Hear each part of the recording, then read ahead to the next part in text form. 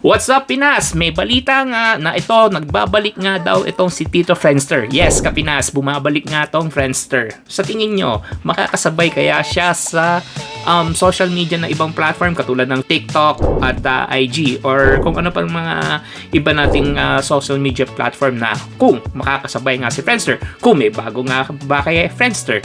And babalik kaya dati yung kay Friendster, yung alam nyo naman dati, diba, yung panahon nito, yung mga year 2000, if I'm not mistaken, yung paangasan kayo ng team tapos may mga background pa yan.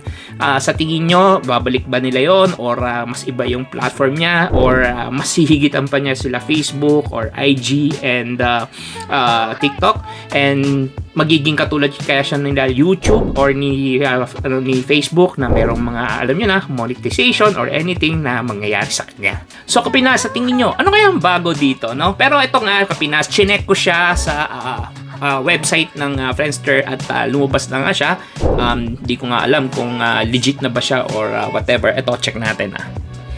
Ito, papaitan. Kung makikita nyo, nag-login, sinearch ko lang siya. Ayan, friendster.com login. Ayan, meron siyang create account na lumabas.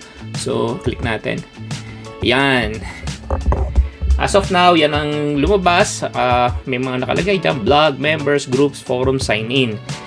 Sa ngayon, di pa ako naggagawa ng account, nagsa-sign in, pero sige, mamaya itatry ko siya and check natin.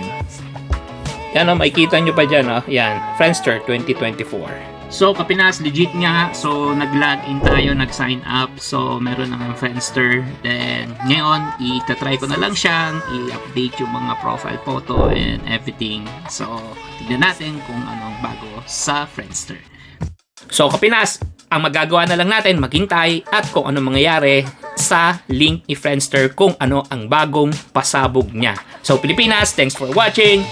Peace! Friendster is back!